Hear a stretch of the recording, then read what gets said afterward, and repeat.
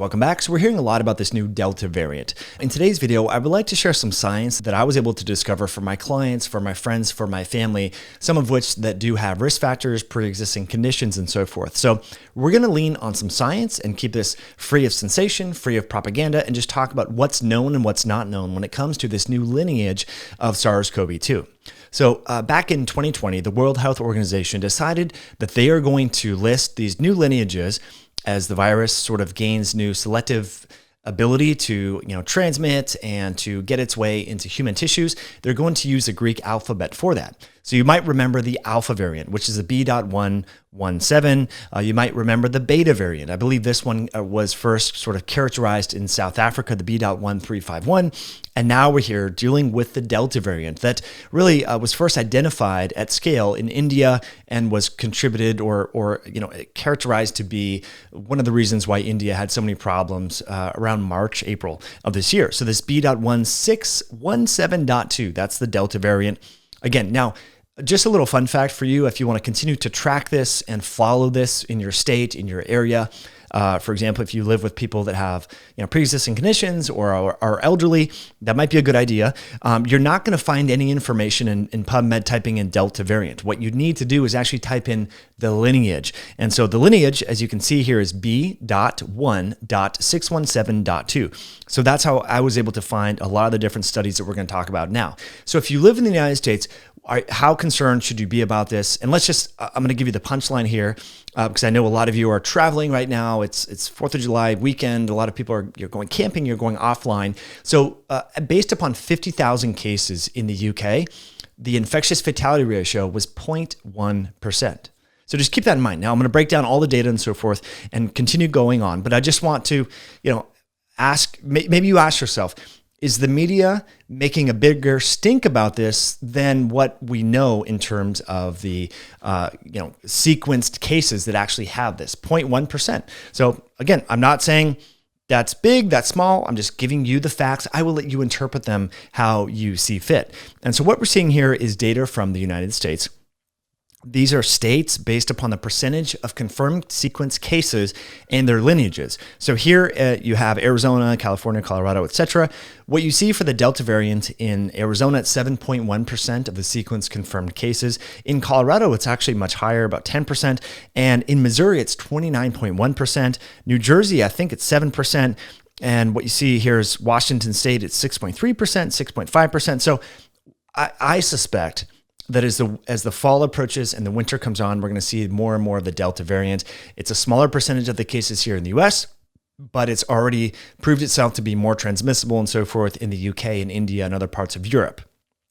So we're going to see this. Now, the real question is, okay, yeah, it's more transmissible. It's better able to latch on to human epithelial cells, and it may lead to increased viral load, but is this translating into increased disease severity? That's the real question. And how lethal is this? And we're going to get to that. But I do want to share with you this study. This was published in Progress in Cardiovascular Diseases. Now, the title of this is phenomenal if you're into health prevention. Shelter from the Cytokine Storm, Healthy Living as a Vital Preventative Strategy in the COVID-19 Era. Now, that sounds quite familiar. This is something that I've been sharing, a message that I'm really passionate about because all of our so-called safety measures are unsustainable. We cannot keep schools closed forever. Wearing facial coverings for the rest of our lives is really not good for the environment. It's not good for your health. It's not good for communication. Recommending that we get new booster shots every time a new variant emerges, these are just unsustainable strategies at scale. So what's something else that we can do? Well, we can eat healthier food. We can manage our stress. We can get better sleep and recovery.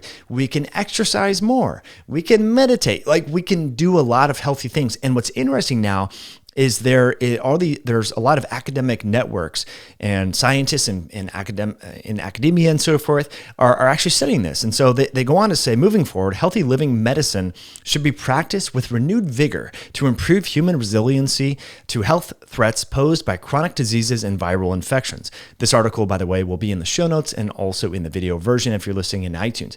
Okay, recent observational studies have indicated that individuals with high cardiorespiratory fitness, higher levels of self-reported physical activity, and a normal body mass index experience fewer COVID-19 related hospitalizations and less severe symptomology. Okay, I just got to pause here. I normally don't brag or anything, but friends, I've been saying this since January of 2020. Whether you chose to listen to me or not, whether you unfollowed me and now you're back, I welcome you back. Thank you for still being here. If you appreciate this message, that's probably why you're still here, because this is something that was apparently obvious to me and anyone else who's been in the field of functional medicine, translational medicine, figuring out how the body works and how these interconnected systems crosstalk. Your blood sugar regulatory pathways affect the immune health, and immune health affects circadian rhythms and all of these things. And we were totally neglecting that and treating humans like these sitting ducks waiting to just get infected and just implode and melt and wither away. Well, we know that host health influences the trajectory of the infection and the pathogen. And so the more healthy the host is, the less severe the disease will be. And there's been anomalies in a very small minority of cases where otherwise healthy people had a disproportionate disease relative to their health status, but they are the minority, not the majority. And those stories got censored on social media. Those individuals got deleted from social media for even sharing these stories, saying that health is a proxy. I got censored and flagged and all this sort of stuff. And it's just ridiculous. So we need to focus on improving host health. And this is now scientists are finally catching up with this. Remember when this was a conspiracy theory? It's crazy. Okay, so the unhealthy phenotype, the overweight, the obese individual eating highly processed industrial seed oils and junk food and sugar, the under-exercised individuals, it primes the pump for increased severity for this pathogen, influenza, and the other infection. We've talked about how obese people are more likely to suffer severely from the common cold. They're less likely to recover from elective surgical procedures. They're less likely to get an antibody response to immunizations, and on and on and on.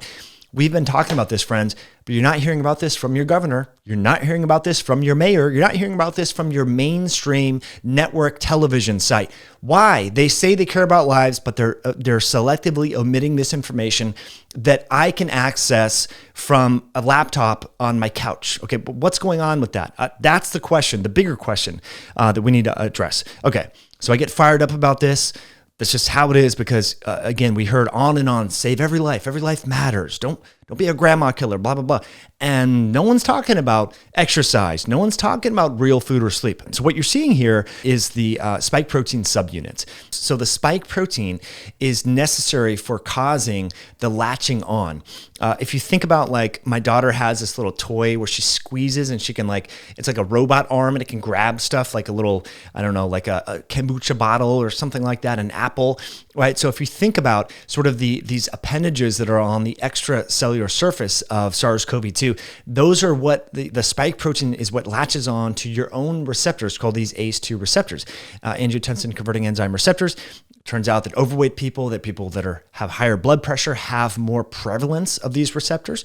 And so, that might be why they get more viral load, they get sicker and so on. Anyway, there's different subunits. There's two subunits, S1 and S2. And it turns out that this Delta variant has a few different mutations that enable the conformation of the spike protein to have a greater affinity to this ACE2 receptor. So therefore, it's more transmissible, about 60% from some of the data that I've read, more transmissible. So that just means that if you're around someone that is emitting viral load and so forth, you're more likely to catch it. So the intra-household transmission was about 60% higher. So just keep that in mind.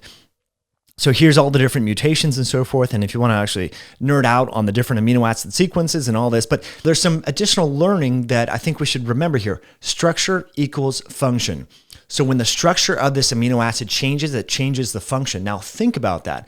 When the structure of the proteins in your body get glycosylated or fructosylated, you might be saying, I've heard glycosylated. What does that really mean? If you think about glycosylated hemoglobin, so that's your hemoglobin A1C. This is a blood test that you should be getting every single year. So when you get more glucose attaching on or glycosylating your proteins, it changes their function. So it's kind of interesting how these variants are changing the conformational structure of the spike protein that enable them to latch onto your own receptors. But then you got to think about it. Well, if I'm eating a lot of soda, if I'm eating sugar, if I'm having a high carb diet, if I'm not exercising, I'm actually increasing the rate at which my proteins are getting glycosylated, and that actually affects your immune system in a negative way. So if we think about glycosylation from sugar, excessive blood sugar, it leads to what's called this receptor for advanced glycation end products, the RAGE receptor, to be activated. So it's kind of cool. I just wanted to share that little lesson with you because we're talking about conformation. So structure equals function. So what's the take-home message there when it comes to glycosylation in your own body? Don't have a lot of highly processed carbohydrates and sugars and things like that. Now, here is figure 1, the estimated change in the effective reproduction number of SARS-CoV-2 variants relative to non-variants in 64 different countries up until June 2021. Okay, so the Delta variant, which is the B.1.617.2 variant, as you can see here, it's much more transmissible. Its reproductive number is much higher. Now, what's interesting about that is, say other viruses have a high reproductive number, but some viruses with a super high reproductive number tend to have a lower lethality. We'll talk about that in just a moment. So there is sort of this relationship there that I think is not really being talked about, but more on that in a moment. So we're going to draw on data from this particular paper here, reduced neutralization of the Delta B.1.617.2 SARS-CoV-2 variant of concern following vaccination. So the big concern here for a lot of people, because what we've been told is the way that this whole problem is going to be subsided is widespread massive immunization throughout the world.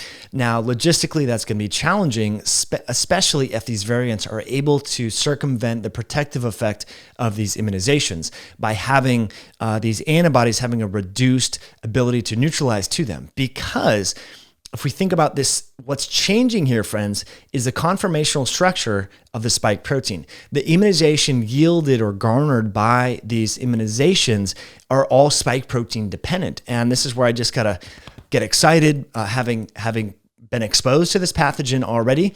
You have the non-structural proteins, you have the nucleocapsid, you have the envelope protein, and the spike protein. So there's a lot of redundancy to natural immunity. Again, I'm not saying one is necessarily better than the other. If you had a lot of high comorbidities and risk factors and so forth, it makes sense to hedge your bets with an immunization. Out of all the immunizations that will be available to us, that would be the one that I would personally take, Novavax. What's unique about that is it's a protein subunit technology. It's not using some of the other technologies. And I like that a little bit better. It's interesting. It's just using a little saponin to sort of irritate or adjuvant to your immune system. And that's the spike protein technology. So anyway, keep your eye on that if you are interested in learning more about that. Okay, so let's continue on here. So we really want to know and focus in on how lethal is this new variant, okay? So 27 patients with a variant of concern. That's what you're going to hear a lot about, VOC, variant of concern. Infections were asymptomatic. So about 16% of these people were completely asymptomatic. That's a little bit lower than the kind of Gen 1 version of SARS-CoV-2. More patients with this new variant had pneumonia, supplemental oxygen requirement, and ICU admission. This was data from India again. Okay, this cohort had greater disease severity and is also reflective of the older age and greater burden of comorbid conditions. Okay, so the same principles that applied in New York and other parts of the world are that individuals who are older, who have risk factors, are more likely to be more sick from this particular variant, just like all the other variants. So that hasn't changed. That should be the motivation to get healthy and to exercise. Okay, so moving on, this last paragraph I think is important and worth spending a little bit of time here. Finally, the emerging SARS-CoV-2 variants of concern on cellular immune response should be addressed in future research. It has been suggested that the resolution of SARS-CoV-2 infection and COVID-19 is significantly dependent upon CD4 and CD8 T helper responses. So T cells are very important to resolution of this infection, which also play a role in modulating disease severity. In convalescent individuals, T cell immunity is not restricted to spike protein-derived epitopes, and thus it would be reasonable to assume that it would remain largely intact for new variants. Isn't that interesting? That actually goes hand in hand with what I just said. I forgot that I put this particular slide here. So again, it's important that your T cells are playing a big role here. Now, what's unique about your T cells is they're modifiable, they're inducible, they're really amenable to diet and lifestyle changes. People that have chronic conditions, guess what? They have T cell exhaustion. And so if you haven't been lifting, now is your chance to start lifting weights, to start walking, to start getting vitamin D, to start improving your sleep. T cell immunity and T cell function and robustness is very important. So individuals who regularly exercise have a much lower percentage of senescent or the aged T cells compared to individuals who don't exercise. So how you live your life now is really important for T cell health. Really, really important. And so before we go on, friends, I do want to let you all know that these videos are brought to you by Myoscience Nutrition, tools to optimize your health, sleep recovery, and support micronutrient balance. So one of the tools that we've been talking a lot about over the course of the last several years is vitamin D. Vitamin D is a very important micronutrient for whole body health. A lot of individuals are deficient in vitamin D, even if they live in sunny areas, because you're applying on sunscreen, you're around tall buildings, you're covering up to protect yourself from getting wrinkles. So even though you're in the sun, a lot of people are not getting the cutaneous synthesis of vitamin D. So I do recommend supplementing with vitamin D. And we have a new great vitamin D product for your children. You might even like this before bed. It's a vitamin D gummy. It tastes phenomenal, less than half a gram of sugar per gummy. It's a great little treat. You can pack it in your kids' lunch when they go to summer camp or things like that, or have it after dinner, up to 3 to 4 little gummies. And each one has 1,000 IUs of vitamin D. And there's also one that contains 12 milligrams of zinc per gummy. So great way to get your vitamin D fix and also satiate that little sweet tooth that we all invariably get sometimes in the evenings, especially in the summer months when it's warm and it's hot, and so forth. So you can go over to myoscience.com. That's MYOXCIENCE.com. That's myoscience with an X.com, and use the coupon code podcast to save on the new vitamin D gummies. Absolutely phenomenal product. So let's get into this article here. This was actually from Public Health England, SARS-CoV-2 variants of concern and variants under investigation in England. So this was a technical briefing from the UK government. Now, what you're seeing here is the variants of concern in terms of case numbers, deaths, case fatality rate, and all of that. And so what you're seeing here is the alpha variant. So confirmed sequence case number 219,000.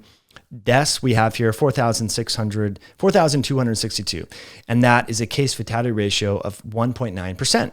Okay, let's go on to the beta variant. What's interesting is what you're seeing here is with these different variants, the case fatality ratio gets less and less and less. Now, partly that's because the pool of sequenced confirmed case numbers have changed. Also, that might have to do with a change in season, because this data was collected over the course of, I think, like February to June. So seasonality does affect this. It would be interesting to see this over the winter months and so forth. But if we look at the number of sequence confirmed Delta variant cases, you have 50,283 cases, okay? And the case fatality ratio is 0.1%. All right, so again, keep that in mind. When you're hearing all the fear-based propaganda from mainstream television networks and so forth, actually it's more transmissible, but the case fatality ratio is actually a lot lower. And again, this is data from England, where that is the predominant strain. It's not like here in the US where it's a small minority, less than 25% in most states of the actual variants. This is the predominant strain there, and this is the data that was collected from February to June. Now, again, we need to keep in mind seasonality and so forth. This virus and most viruses are very seasonal in their infectivity and all that. And so what you're seeing here is under the age of 50, there was 8 deaths out of 82,000 people. Okay. And then over 50 of 9,000 confirmed cases, there was 109 deaths. Okay. So you can do the numbers. You can do confirmed cases, 82,000 divided by 8. That's a very small number. You can do 9,000 divided by 109 and get your confirmed cases and case fatality ratio and all that. So, actually they did that here. It's basically 0%. So if we think of under 50, the percentage of deaths, it's essentially 0 because it's 0.001 or 0.00001. So it's a very, very, very, very, very small number. Now, again, those individuals could have a pre-existing health condition that you might have pre-existing health conditions. So my suggestion to you would be to make sure that you're exercising, eating real food, balancing your sleep, modulating your stress, taking micronutrients and doing all of that. So friends, I just wanted to share this video with you. Hopefully you have a great 4th of July weekend and holiday. And to keep track of this emerging story, what I suggest doing is creating alerts in Google. Go to google.com/scholar. Type in B.1.617.2. Okay, that's the variant. If you forget all that, go to the show notes and remember it, see some of the papers, and then create alerts so that when things are published, you get first dibs on this. And so that's what I've been doing throughout this whole outbreak. And even before, that's how I write books and do all this. So I know exactly when things are published. And so you can be the first to know so that you can filter information when you hear some sort of sensational headline or whatever. You actually you're first to get some of the published articles. So anyway, if you enjoyed this video, if you enjoyed this podcast, you can leave us some feedback over in iTunes. You can hit that like button. You can share this with a friend or family member. I would encourage you to check out the show notes, and also please read the article, Shelter from the Cytokine Storm, Healthy Living as a Vital Preventative Strategy in the COVID-19 Era. So I'm going to sign off. Have an awesome weekend, awesome rest of your day. I'm grateful that, of course, that you're here, and we'll catch you all soon. Bye now.